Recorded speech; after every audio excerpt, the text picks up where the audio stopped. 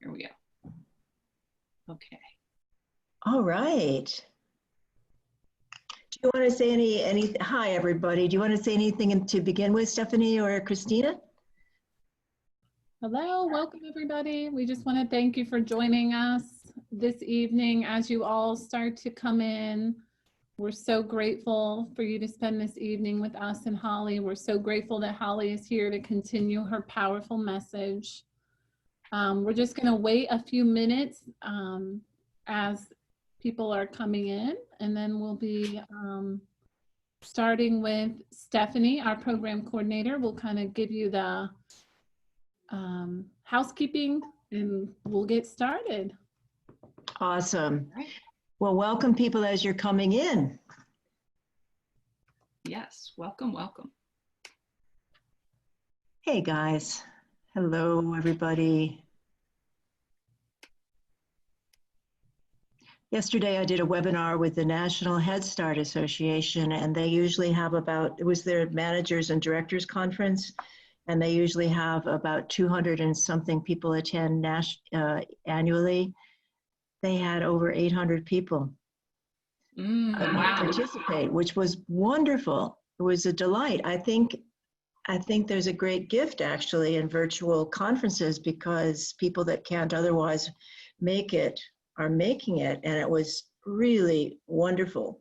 We did 2 different breakout times and people got to talk with people, you know, in Puerto Rico and Seattle, Washington and Hawaii, all over. It was beautiful. So do we have, hey, Stephanie Gold, just raise your hand. Do we have excellent 57 people or 9 people? I'm looking at 2 different scorecards here. The 57. Okay, great. Awesome.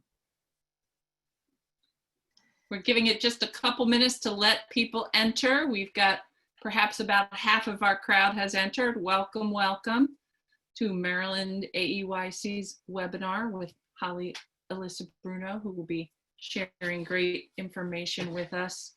I did want to go over a few housekeeping points for you.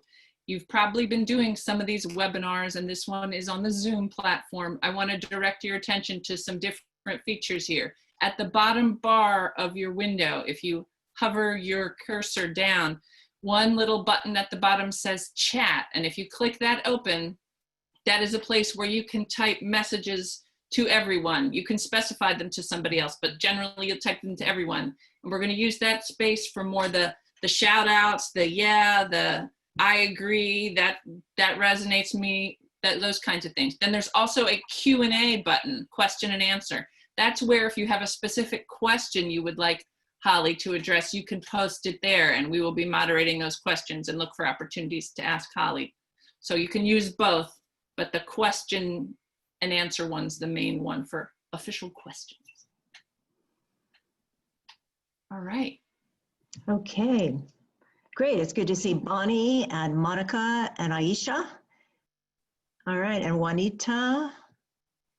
Good. Great, we've got lots of folks. Okay, well, I guess, let's see, how many people do we have? Are they still rolling in? Yeah, people are still, if rolling in means raising their hands, we've got 3 more people that just raised their hands. Great. And now 4 more. Hi guys, welcome as you're coming. 8 more. Yeah, we're rolling. Keep those doggies rolling. Hey, okay, we got Joanna and Tanya, okay, and Sharon, hello honey. Sophia, Kirsten, Stephanie, oh my gosh, Christine, and is it Zola? That's a great name. Sharon, Kia, Allison, Janelle. All right, glad to see you all, guys. This is so cool. And I see some folks, people who were here before and are coming back. Yeah, welcome back. And we've got a person who's named Galaxy Note 10. Hello, Galaxy Note 10. Shauna and Rosetta. And is it Z-O-I-L-A? What a great name. Is it Zoila? Judy? Sherry, this is so Sherry. Sherry, baby, Sherry. All right, we're rolling. Okay, so the hands stopped grazing. So we're probably almost good to go. Yeah. We got, let me check again. Oh, no, we got 7 more people raising their hands. Hello, 9 more people. Girl, we are rolling. Cool. All right. Hola. Pari's here, Gail's here. Cool. Welcome to everybody that's coming in. Oh my gosh, now we got 15, 14. So when you see that sign, is that telling you to admit people, or are people just automatically able to come in? We set this one up with an automatic admit. Oh, awesome sauce. Okay. So they just come on in. They have the link and the password. Awesome. And when folk raise their hands, it's just saying hi to everybody? Yes. Oh, good. Okay. Marianelle is with us. Cool. Awesome. So Lots of storms I see. We're all in Maryland experiencing storms. Dark and stormy evening. That sounds like the beginning of a bee novel. Storm just ended. Okay, that's cool. Stormy night across Maryland. Guys, I'm in another M state. I'm in Massachusetts and the sun is shining. So I don't think the weather goes from Massachusetts to Maryland, but hopefully all will be well soon. Whoops. Okay, so we're muted. Just checking, right? Is everybody's muted? Everybody else is muted. If you would like to, I think we're about ready, would you say? We still have some people coming. Yeah, hey, Prince George's County. Is Prince George's County Virginia or Maryland? Maryland, just right outside of DC. Perfect. Right, perfect. Okay. Okay. There was relaxing music. Hey, what did you guys have? Someone says, Lisa. Ah. Lisa says, I love the relaxing music. Girl, I'm trying to hear it. I don't hear it either. Great. Right, PG County. Yes. Okay. Girl, I'm ready when you guys are ready. Wonderful. I think I'll turn this down. So, Steph, any last thing you want to say to people, or shall I just go ahead? Well, let's see. We're so glad to have Holly Elissa Bruno back with us. She was here earlier in May, giving the first in the series about happiness is running through the streets to find you, based on some of the wonderful insights that she has in her latest book, which I'm enjoying. Oh, good. And she's going to really talk about how we find hope in these challenging times and issues of when we face trauma and how we work through that and find happiness and hope. And so she has lots of insights to share on that with us. This is part 2. We did part 1 back in May. Today is part 2 in a 4-part series that Holly Elissa is offering. We have the next 2 Wednesday evenings are part 3 and part 4. So you're welcome. Many of you already have registered for part 3 and part 4, but it's a whole series and you can keep on coming back. And I'll turn it over to you.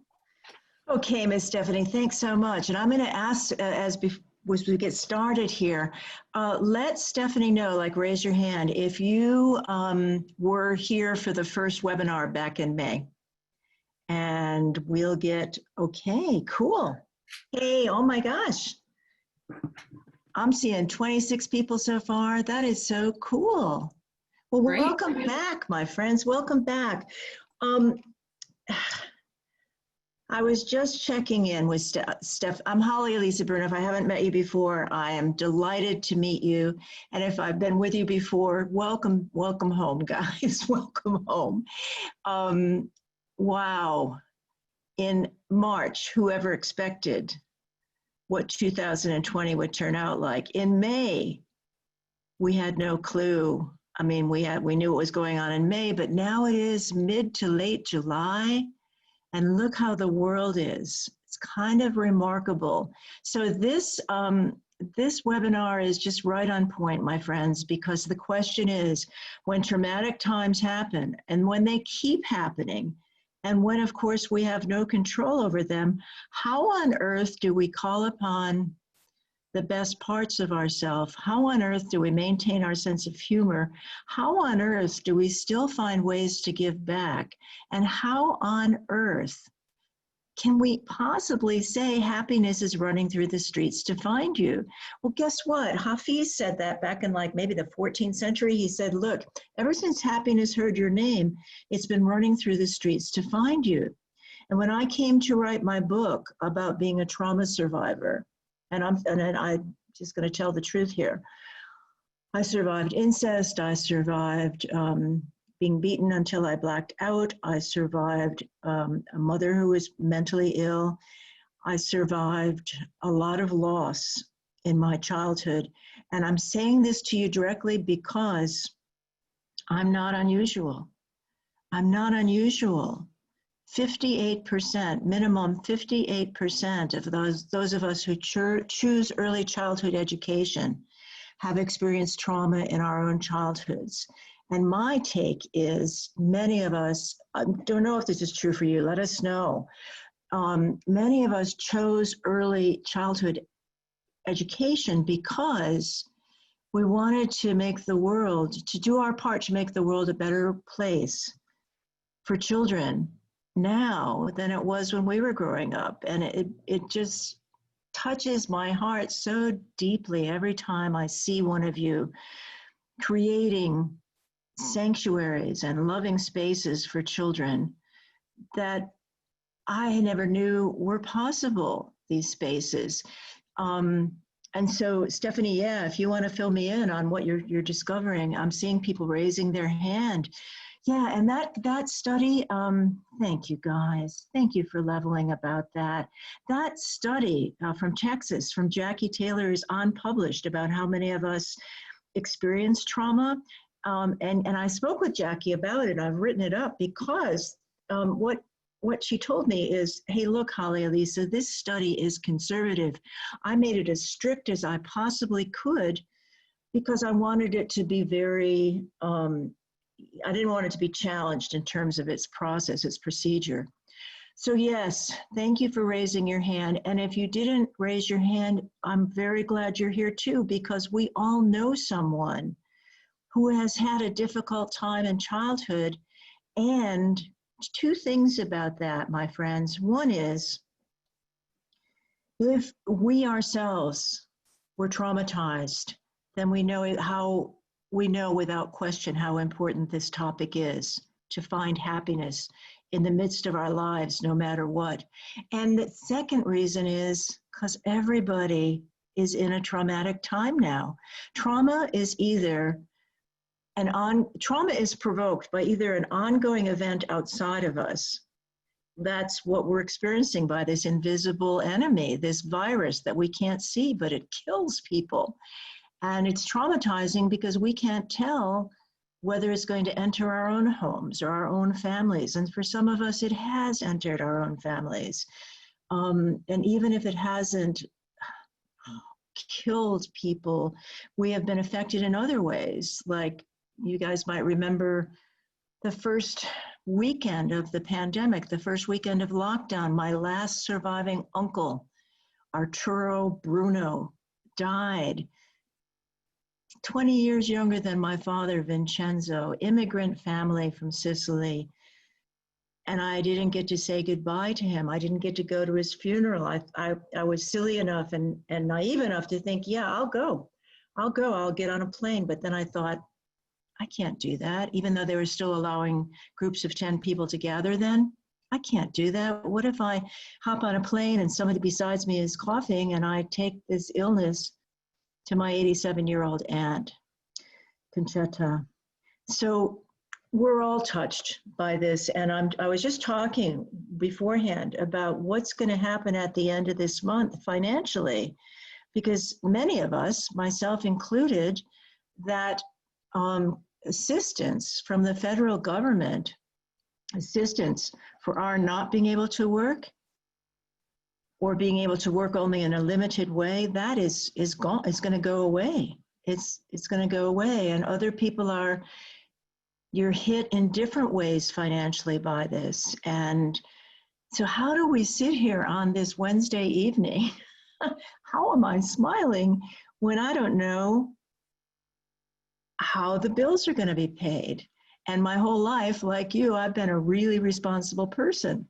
But if we can't do our work, or we can only partially do our work, or we're doing our work and we have smaller groups of people, which means we can't have as many adults working, what's going to happen? So all these questions, my friends, all these questions, let's pull them together and bring them into this evening's time together on translating trauma's harsh legacy into healing.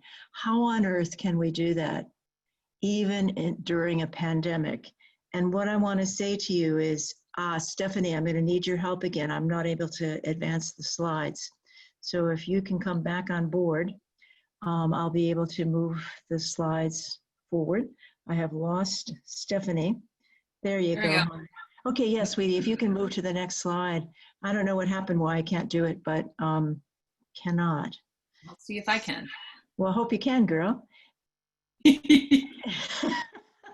So I'm going to just keep connecting with folk that are listening and folk that are listening. What we're going to do after tonight is we're going to do a breakout group. So you'll be able to talk with each other, which will be a great pleasure. I've been doing that with large groups of people from like 1,500, 2,000 people, break into groups of 4, and you all get a chance to share. So tonight, what Stephanie said is true. We're going to do it through the chat group. And so as Stephanie's trying to figure out what I can't do, which I think, Holly Elissa, since it's on your computer, I don't think I can control it. Okay, so we are not co-hosting. Okay, it says I'm screen sharing. Let me see what I can do, my friends. New share. Hope webinar 2, share. Didn't do it. Because I see your screen. Can you advance the slides with it? It won't let you do that, huh? It's freezing up. Let me see. I can do this. Let me try that. Hi, Holly. This is Christina. If you go back to your PowerPoint, you should be able to advance the slides and we can see what you're doing. Okay, let me try that, my friends. Okay, let me try that. Yippee skippy. Christina, thank you for stepping in. Okay, my friends, let us begin. Look at these baby girls' faces. I mean, when I think of all the troubles we're facing, I look at the faces and the eyes and the smiles of those little kids, and look what they're holding up, hope. And you know, one thing that hope stands for that's helpful not to forget, hope, H-O-P-E, stands for hold on, pain ends. Yeah, hold on, pain ends. In fact, would you take a moment, guys, and just write down the letters H-O-P-E. And after every letter, just write something that letter means to you in terms of keeping perspective during this tough time. Holly, Yeah. Holly Elissa, you're sharing your screen, but it's a web page and not your slides right now. How silly. So what I'm seeing, guys, thanks for sticking with us as we try to figure out this technology. What I'm seeing is my slideshow, and you're not seeing that, right? You're not seeing, you're viewing. you're not seeing these gorgeous little girls. Okay, let me try something else. How about that? Did that change anything? Did not change it yet, but sometimes these things take a moment to register. Okay, so I'm doing the share. I'm going to this share. I'm going to this. Can you see anything now? Yes. All right, is it? Yeah, now do you see the slide that says even during a pandemic? Yes. Okay, now here's what's going to happen, guys. Now we have to say fingers crossed, prayers, because as I move to the slideshow from the, okay, let me get here. I can do this. As I try to move to the slideshow, come on. Okay, slideshow from the beginning. Oh my gosh, now can you guys see it now? Yes, yes, we can see it. All right, okay, now guys. Hooray. Whoop. All right, so we have had like numerous starts tonight. Let's begin. What I was asking you guys to do, if you can do it, is to take that acronym. You know, acronyms, you know what that means? Like it's like using the letters of a word to have meaning for each letter. So if you take the word hope, okay, HOPE, what comes to mind and what comes to heart about how you're doing with this pandemic? How you're doing in your life, how you're doing with the financial challenges, and the fact that we still are unable to hug each other. We're still unable to be together, and the states that have gone back together and have opened up the shutdown are really hurting. Okay, so take that word hope and just give a different meaning, just assign a meaning to each one of those letters. So H might stand for humor. This is what, if you were with us the last time, we said H stood for humor. What might H stand for you? Okay, and just write that down. I'm going to ask for people to check in and Stephanie or Christina to tell us. I chose humor because I know if I lose my sense of humor during tough times, I'm in really bad shape. But I know also if I can reclaim my sense of humor, things get so much better, because humor is just another way of doing two things. One, it gives us perspective. Humor is a way of getting perspective back. And the second thing about humor is, as if you guys that were with me in May, humor transitions us like a reset button from the scared part of our brain into the more confident, spiritual, hopeful part of our brain. So we move from the autonomic system, that primitive, help me, I'm melting. From that part of our brain, we move through humor to the executive function, to the prefrontal cortex part of our brain. So that's why I put H for humor. And that helps me get through the pandemic. Is anybody else, and Stephanie, I'm going to ask you to read these off if you can. Do you Sure, see? yes. Yeah, People are sharing lots of ones. I see. Kirsten says, helpfulness, optimism, personal, engage. Beautiful. Helpful, optimism, personal, engaged. I like that so much. And let's look at that compared to, and we'll do some more. What I did the last time was, humor. The other one was originality, and originality means being true to yourself, because how many of us have discovered something about yourself during this pandemic that you didn't know before? And if so, type that one in. Yeah, okay, we got at least 16 people. Like, I discovered how much I love being able to work in my gardens every day. Every day. I'm not traveling around the world anymore. So I get to be at home, and each morning, if it's not raining, I get up and I take this beautiful walk before it gets too hot. And I have befriended the out of doors again, like when I was a kid. That's one thing I've discovered. And then each day I go out and tend to my gardens. I've got perennials, I've got vegetables growing, I've got spices growing.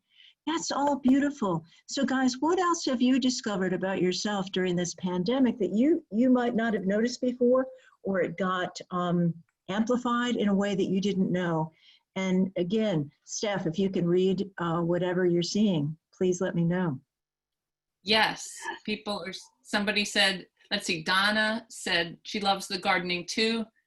Eileen said, I have enjoyed jogging every day. I was never a runner before. Ooh, good for you. Yeah. Brittany says learning Italian. Oh, va bene. Tanta mille grazie. I have so much respect for people that said, okay, I'm in lockdown, I'm going to go study something. And they took all these courses. I mean, that is beautiful, like learning Italian. Oh my God, good for you. Okay, so yes, we're all learning all these new things. And some of the stuff we're learning is not so pretty. Not so pretty. How many of you have, during this pandemic, realized something about yourself you didn't want to see? I'm going to raise my hand. You know, oh my God, yeah. Yeah, okay, guys. I just want to say it's okay to notice this stuff because we are richly complex people. And when I noticed, for example, that I was feeling, I've had some really tough feelings of being overwhelmed, like feeling like I can't do this anymore. I can't handle this. Anybody else felt so overwhelmed? You were going like, oh my God, I can't handle this. Well, guess what? I have felt, especially during the beginning of the lockdown, thank you for confirming. I'm not the only one that's felt this. The perspective, hope, humor, originality, perspective, and emotional honesty, each one of those has helped me level with myself about what it feels like to be going through this pandemic. And honestly, yeah, if you're willing to, please type in some of the tougher feelings that you have faced during the pandemic. The first thing I would type in would be feeling overwhelmed, feeling afraid, feeling like, oh my God. I've had free-floating anxiety come back. And as a survivor of trauma, anxiety I have come to see as the precursor to tell me that there's another feeling beneath the anxiety that's going to be harder for me to deal with. But it's also going to tell me if I'm open to letting myself feel that harder to feel than anxiety. And anxiety is not fun. But if I just sit there and allow the feeling to come, there's going to be a gift in it. Might sound like, she cray-cray? Well, yeah, I am, let's face it. But when something really hard comes, like sadness, deep sadness, there's always a gift if I just let myself feel it. And what I'm talking about now, my friends, is trauma recovery. One of the secrets I have learned to trauma recovery is when I run away from the truth is not going to let me run for long. When I dissociate from the truth, dissociation, as you know, means leaving my body behind. It means self-medicating.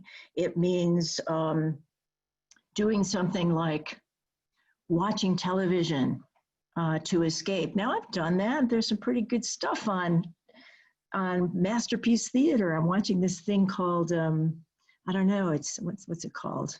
It's about a play, it's about India during, I think, the 19th century. It's pretty powerful, Metcalf House or something like that.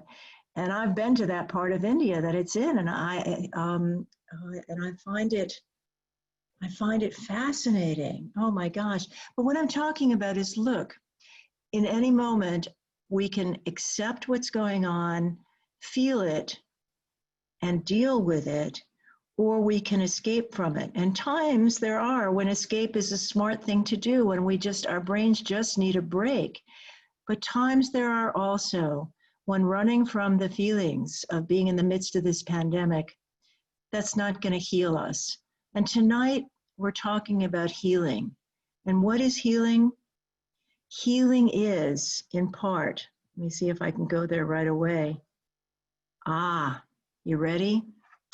We looked at what hope might stand for. Here's what healing might stand for. Healing requires me to use my perfectly imperfect self to lighten up as trauma is roiling across the night skies. And you guys in Maryland, you got storms all over the place, right? So in the midst of these storms, what can I do? I can choose to be honest. I can choose to be easy on myself. I can choose to be astounded by the beautiful stuff in the world and even astounded by the painful stuff in the world, because all of it I can learn from. And most importantly, as part of healing, I can be loving. And the toughest person to love on earth is who? Who's the toughest person on earth to love on? Yeah, I'm ready to hear, Stephanie. What are people saying? Who's the toughest person to love on earth? Who's the toughest person to be gentle to on earth? Who's the toughest person to give a break to on earth? They're saying ourselves, myself. Yeah, well, thank you for being honest. There we go. Look at that, pairing honest with being easy on you. What is it about us that we are, why are we so hard on ourselves? Because we are. We are. How many of us wake up in the morning? Yes. And so, Stephanie, if somebody types in something like, here's why we're so hard on ourselves, I'm interested, because this is part of healing. This is part of healing.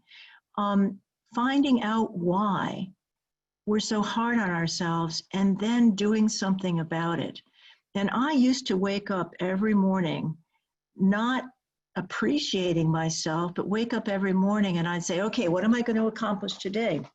And that sentence was just a euphemism. It was just a cover for me to not feel bad about myself. I could feel good about myself if I knew I was going to make a difference. I could feel good about myself if I knew that I could work addict, because I was work addicted, my friends. Do you guys know what I mean by work addicted?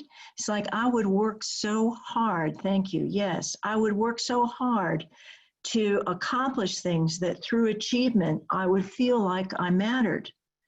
One of the hardest things for me to learn is that I matter just as I am. Every child that comes to me and comes to you, we love on that child, even if the child is a challenging child, especially if the child's a challenging child. So why is it so hard for us to turn that love on ourselves and say, hey, good morning. It's great to see you this morning. Well, I've started to do that, but it's taken me a long time. So Steph, what are you finding out? What are people saying about why we're so hard on ourselves? Judy and Gail said, we're being perfectionists. We're expecting perfection. Stephanie said, afraid of failure. People said, expecting more. Brittany says, some might have been taught not to like ourselves. Let's stop right there, Steph, unless there's something else you want to add. Because, okay, yeah, anything else? Because so many depend on us, we need to set the expectations, especially for our families, clients, and mentees. That's such a hard one, isn't it? Look, everything you're saying is true, and I thank you for sharing that. I'm going to tell you right now, two things. One of the results of being traumatized is that we are hypervigilant and we are continuously trying to be better. Why? Because that little child in us tells us, if I will only be a better person, if I can only do a better job, the world will get better. One of the things that traumatized children learn is to blame ourselves. True, we blame ourselves. My father is angry. It must be my fault. Why would a child say that? Because if I can say, it must be my fault, and that gives me some power in a powerless situation. That allows me to say, okay, so my father's really upset with me. Maybe I can please him. And so look back at why did we learn to be perfectionists? Why did we learn to be work addicts? Why did we learn to be all things to all people? Because it gives us some sense of hope and some sense of control. If we are at fault, we can maybe fix things. And guess what? This carries over really strongly to early childhood, because how many of us set up programs or set up classrooms where we want things to go so well, where we feel like we have a sense of control, where we can finally at least make things better for people. And the truth is, that's beautiful, to make things better for people. That is beautiful. The downside, the underbelly of that is, how can I extend that love that I'm giving other people to myself? And if anybody's found the secret to that, type it in, honey, because all of those traits, like perfectionism, work addiction, people pleasing, trying to be all things to all people, those are ways of trying to self-medicate against the fact that we don't feel good about ourselves. And you know what? If anybody on earth deserves to feel good about ourselves, it's us, it's you. Look what you're doing with your life. You have devoted your life. You have devoted your life to making the world better. Honey, we are millionaires, right? Okay, start laughing, it's okay. We're millionaires, but we're millionaires of the soul. We're millionaires of the soul, not so much of money. right? I mean, the richness that we have, the riches that we have are the riches of our hearts. And we deserve so strongly to let the love flow to us like we let it flow to other people. And so that's what we're going to talk about tonight. We're going to talk about healing. The first thing in terms of being a trauma survivor is to feel hope. Like, yeah, even though things are horrible, they are better. And I can choose between fear, being fear-based all the time, I can choose to be hope-based. Even if I just make one tiny decision in this moment, just one tiny decision, and I'm going to do it right now. I'm going to say right now, guys, we've been talking about some tough stuff. This is tough to know that children are traumatized. This is tough to know that during the pandemic, because children have been home, the frequency of abuse to children has skyrocketed. But it's also tough stuff to face this fact of human nature that we are terribly hard on ourselves. And so tonight, the focus of hope is now how to heal. How can I be honest with myself? Yeah, I'm real good at giving myself a hard time. And you know what? That's part of why it's hard to start being more loving to ourselves than it is to be hard on ourselves, because we are expert.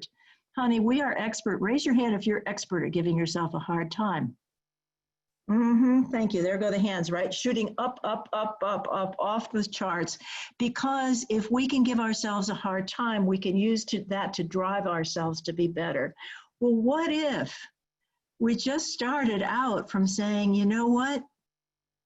I got some really strong traits. I got some really great gifts. I can be astounding just by being honest.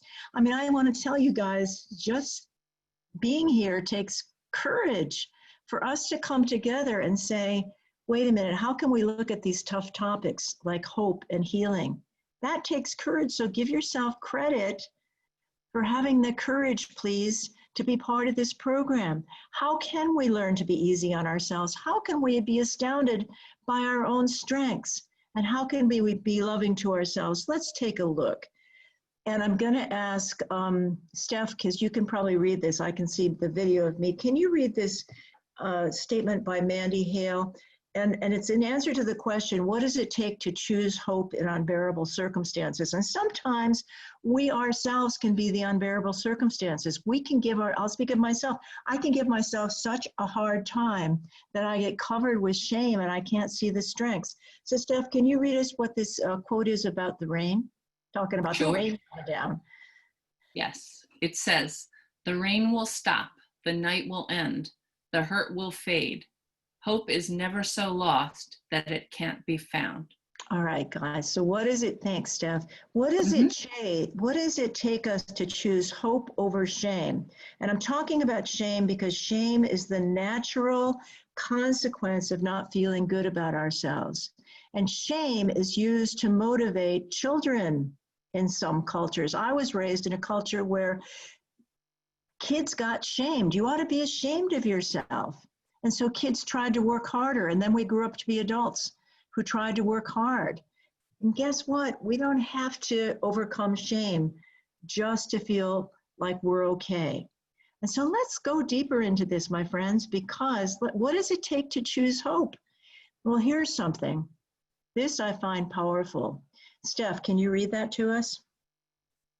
Yes. I learned long ago that in order to heal my wounds, I must have the courage to face up to them. Okay, guys, if you're willing to start typing, what does that mean to you? To heal from this perfectionism, to heal from this not thinking well of myself, to heal from this being super abundantly great at loving other people, but not so great at loving ourselves. That's a woundedness that we have. How on earth can we find the courage to face up to that woundedness? And as you're typing, I'm going to tell you what happened with me. When I wrote this book, Happiness is Running Through the Streets to Find You, I thought I was going to die. And I'm not using hyperbole here. I thought if I tell the truth about what happened to me, about what I experienced as a traumatized child, I'm going to die. And then when I was doing research on this, I came to see that many of us who are traumatized are afraid if we tell the truth, we're going to be killed. We're going to be killed by people outside of us because our families tell us, don't talk about it, don't trust other people. And I was afraid there would be people in my own family that would sue the socks off me.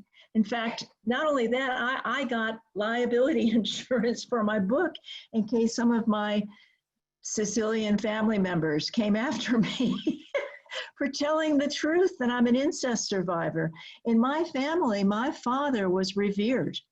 Children are named after him. And the thing that's sad is my father's name was Vincenzo. He changed his name to Jim, to pass, because when he was being raised to be Sicilian, was to be checked off on the census as Negro. Yeah. And guess what, my friends? When I had 23andMe do my DNA, I'm part Black. I love that, but it's 2020. In 2011, when my father was born, to be Black was a whole other thing. In 1934, when my father was the first in his family of immigrants to graduate from college, being Sicilian, he's the only one that didn't get a job. His last name was Bruno. I claimed that name back from the name that they changed our name to. They changed our name when I was 3 years old to a Germanic sounding last name so that we could come across to the world as something that we weren't. So and many of you know what I'm talking about here. Perhaps you come from cultures or ethnicities where people shame you because you are from that culture or ethnicity. And a lot of times the things we're shamed about are invisible. It doesn't show up in our names. I have plenty of friends named Mason, Gray, Horton, all these names that were changed from names like Haimofovich, Goldstein, names that were changed because people had to hide our identities, okay? We had to hide our identities. I have just finished reading a powerful book called Daughter of the Reich. I recommend it.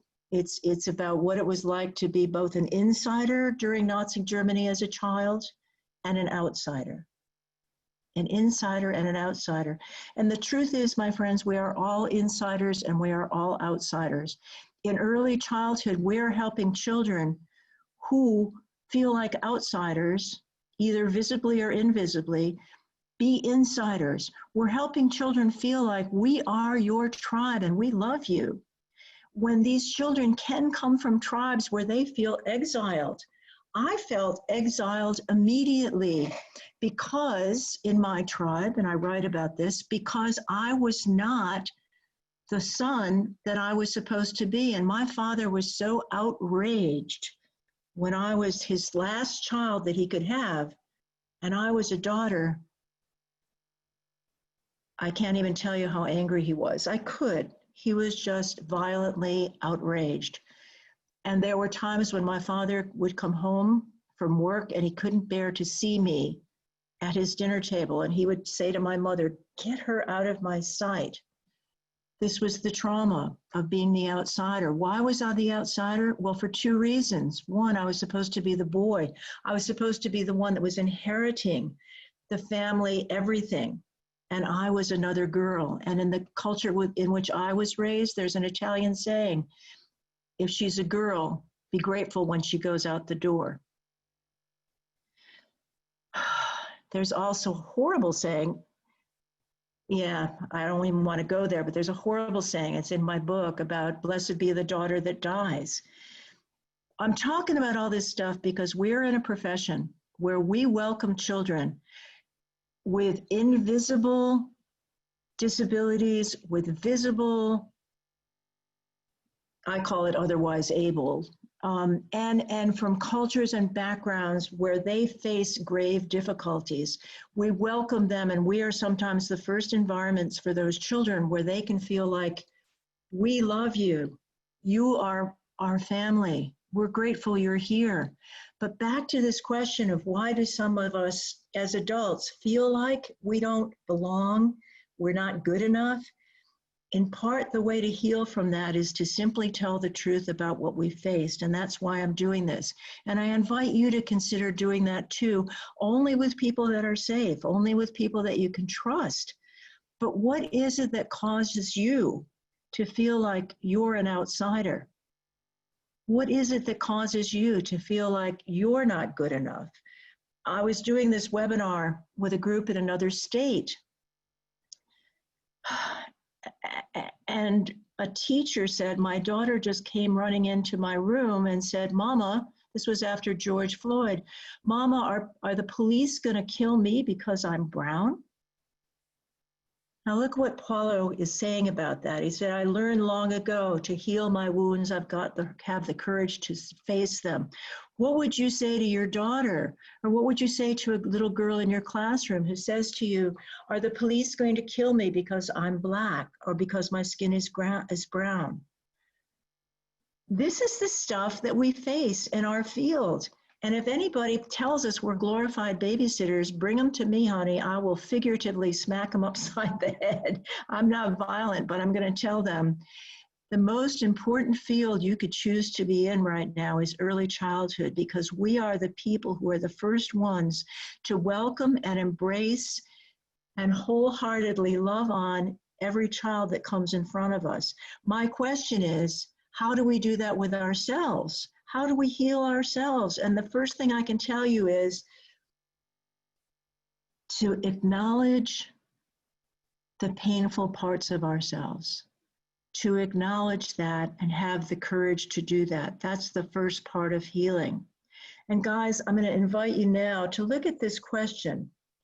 The unpretty stuff in our lives, the trauma, the adversity, the failure, the bumps in your road, how can they help us become our best self? My childhood helped me become a person with a sense of humor. How many of you guys have a sense of humor? Because if you don't laugh, it's painful. Hello? Yeah, my family was not funny. We didn't laugh together. I hope you might be from families where people laugh, but what I learned early on is that if I could make other people laugh, I could make myself laugh too. And I know I'm in bad shape when I lose my sense of humor, but I also know that one of the ways I deal with the bumps in the road is to be able to just laugh at myself. That helps me become my best self.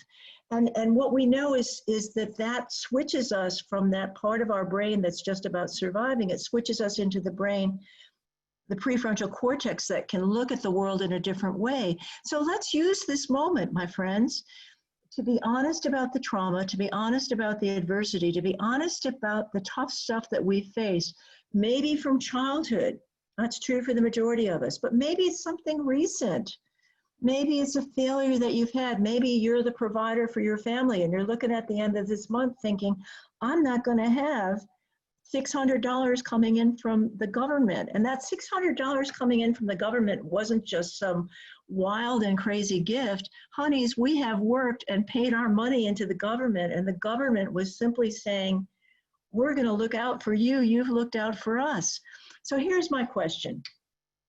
Would you recall a crucible moment when you had to make a very difficult choice under stress? And you made that choice and it made your whole life better? Can you recall that moment? And I'm asking you to recall this because I'm asking you to call upon yourself to remember how worthy of love you are. You made a very tough decision under stress. And it may have been that people said to you, don't do that, don't make that decision. That's the worst decision you could make. Or maybe you even heard stuff I heard, like, you'll be ashamed of yourself the rest of your life. Or you know what, you'll regret that the rest of your life.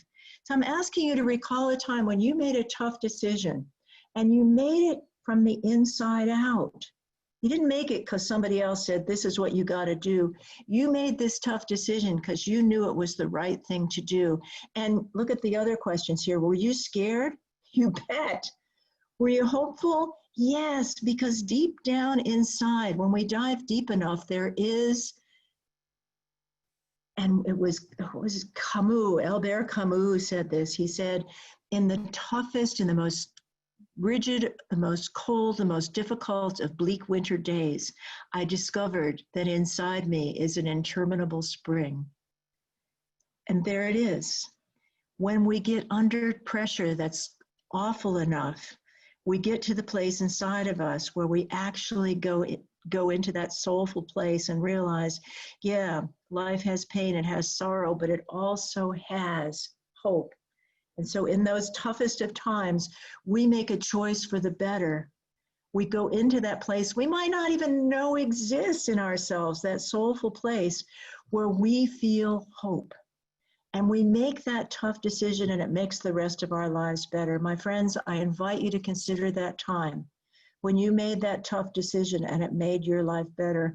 And I'm going to tell you a bunch of them. I mean, I have a bunch of them. And I'm going to tell you one that broke my heart, and yet to this day, it helps me love myself that I had the courage to do this. And as I share my story with you, I invite you to consider your story. Because here's the truth about loving ourselves. The toughest times can become our best times because they force us to go inside to the place inside of us where we have strengths that we don't usually acknowledge. This trauma of this pandemic has caused you to go inside and find strengths and healing inside of yourself. And it's not from just saying, oh, everything's good, everything's perfect, Pollyanna. It's from saying, honey, you have faced some hard times and you're still here. And not only have you faced them, you have learned from them. So here's my story. I have my beloved son. I love him so much. He's 36 years old. His name is Nicolo. He arrived from Korea when he was 10 months old. He was always a wonder to me. And soon enough, he started getting diagnoses when he went to preschool of having learning delays. And back in the day, they used to say ADHD and autism. All those things got pronounced on him. And then later, bipolar, all of these things. And here's a strength that I had that I love myself for and still do. I look at every child and I also look at every adult once I get over my being pissy. But I just look at every person and I say, what's the gift? What's the beauty inside that person? Because if I can look in there, I will find it. It is in there. So now I have to look at myself and look in there and find the same thing. And guess what? I had a tough decision to make. It was painful and I was on my own. I had divorced my husband. And you know, it's a huge percentage. It used to be 70%. I think it's higher now of parents who get divorced when they have children who are special needs. So I had divorced him, and it was in large part about the way we disagreed about raising our special needs son. My son was a teenager. He was having a very difficult time. I was a single mom. I loved him forever and always, and that's the truth. I always and ever love him, and he knows that. And he was hospitalized for threatening. He wanted to kill his father. He was hospitalized, and I had a choice. This was in Leahy Clinic near Boston. I had a choice to tell the doctors the whole truth. And as an attorney, I knew if I told them the facts about my son, that he would be labeled for the rest of his life as being disabled. And it was for mental health issues. And I knew if I told the truth, he would be labeled for the rest of his life. I didn't want that to happen. I'd want him to get help, but I didn't want him to be labeled. And I also knew that if I didn't tell the truth, he wouldn't get the help. And there I was, and it was nighttime, and I couldn't reach friends on my phone, and you know, I called a religious priest that I used to know, and I couldn't get through to him. And so I asked, I said to the hospital, Leahy Clinic, I said, you probably got a chaplain on duty. Bring that person, whoever the person is. Rabbi, great. Monk, great. Priest, great. Preacher, great. I just need somebody to talk with. And in came this little guy, this Presbyterian minister, this preacher. And I told him, I have got this impossible decision to make. And I told him why it was impossible. And he looked at me and he said, you and your son are in a boat that's sinking. Your son doesn't know that, but you know that. And you know what you have to do. And you know what? I did. I made a choice to call to tell the doctors, this is what's been going on with my son. And that was the beginning. I mean, I had told other people we'd gotten help from the state, we'd gotten therapists, but none of it was working. He needed to have 24/7 care. And I had to let go of my feeling responsible, like I'm the one as his mother that can be the one that's got to be the person to always be there for him. Well, guess what? The tough decision I made was to say, my son does need 24/7 care. Broke my heart. Broke my heart. And yet, today, my son is 36. He is doing really well. He lives in a group home. He's getting the 24/7 care that he needs. He struggles, yes, but he knows above all that he is loved. And when I made that choice, just like you made your choice, when I look back at that choice, yes, it made my son's life better. But what did it give me? And what did your choice give you? That choice gave me the faith that I could make tough decisions, walk into the darkness, not know what I was going to come up with, and yet that there would be hope in the midst of it. It gave me the courage to know that I could make a tough decision, and I didn't have to be perfect to make a tough decision, but that the world would get better when I made a tough decision. Since that time, I have made, and you continue to make, so many tough decisions. And honey, if we don't love ourselves for having the courage to make those decisions, I'm here to say, it's time. It is time. And Steph, I'm going to go to you. I'm going to go to you to see if anyone else wants to share. And these are tough things to talk about. So if anyone else wants to share, and here's the question, my friends, how has this pandemic helped you see not just the worst in yourself, but the best in yourself? Like that time with my son surprised me. It helped me discover that I could always be his advocate, especially if I went deep inside of myself and stepped back and said, sweetheart, you might be Nick's mom, but you're not his only hope, sweetheart. You will always love him and always be his advocate, but there will be many other people that can do more than you can do. And that allowed me to reach out for help. Steph, is there anybody, anything else you want to say? And I don't know if the person wants to have her name read. You can choose that. But Sure. if people have written it, they probably are okay with that. So yeah, I'd like to hear what people are saying about healing in the midst of this. Sure. Let me see. Marcetta says, it's helped me discover it's okay to take a step back and allow others to do stuff. What a strength. What a strength. How many of you have had trouble asking for help? There go the hands again. You know, in our field, we often think we got to be all things to all people. It's when we ask for help that the strength comes. And I'm going to ask Steph, can you read this to us? It's from an unknown person. It's from somebody like us. But look what they say about dealing with tough things. Sure. Love comes to those who still hope, even though they've been disappointed, to those who still believe, even though they've been betrayed, to those who still love, even though they've been hurt before. Ah, you know what? I'm just looking at the time. We are just about out of time. Yes, we are. We are. But I want to say to you, this was nothing like I had planned. And yet the truth is, if the deeper question here is, how can we love ourselves and be as gentle with ourselves as we are with everyone else? Look at this quote. Steph, can you read this quote on the right? It's Yes.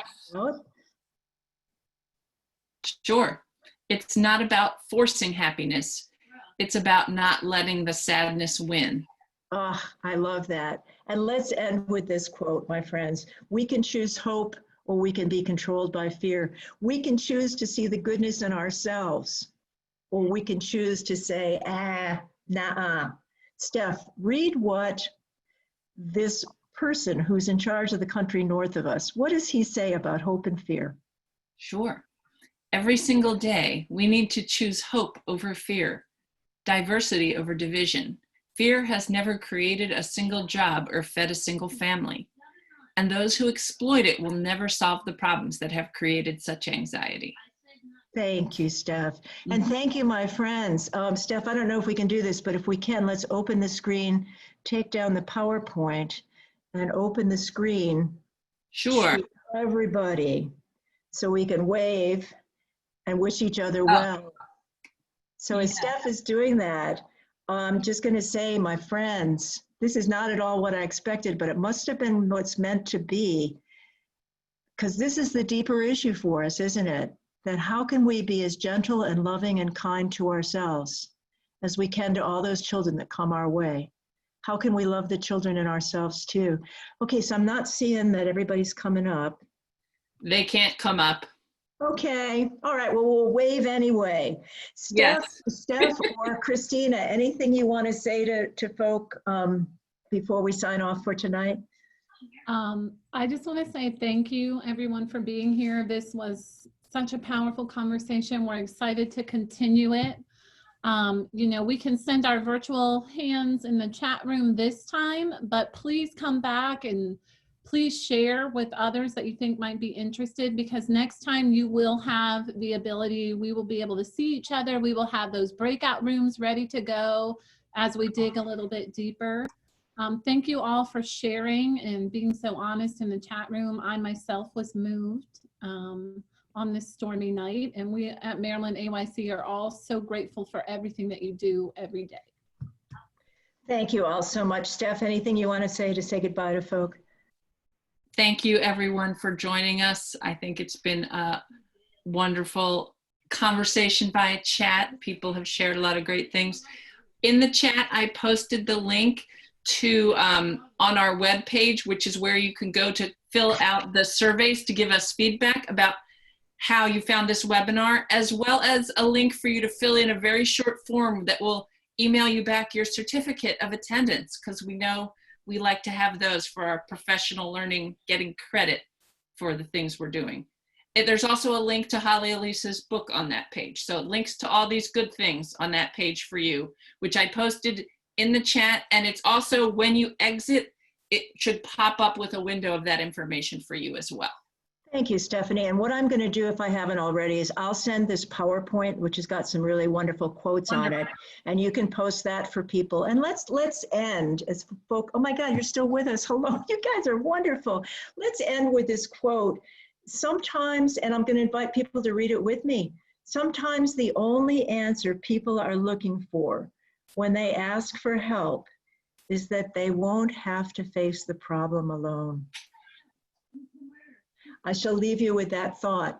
Thank you for joining us. I hope you'll be back next Wednesday, and I'm so looking forward to you guys getting together in chat groups. Thank you for letting me be true to myself. This was all totally spontaneous, emergent curriculum. I speak from the heart, and I love you guys, and I appreciate what you do every day, okay? And Steph, thanks. I'll see you 1 week from tonight. Yes, we'll see you next week, and we'll make it a chat. It's a deal. Wonderful. Thanks. We will share. Thanks. Hey, Christina, love you. Thanks, honey. Bye. Bye, everybody. Wow. I guess I should hit end.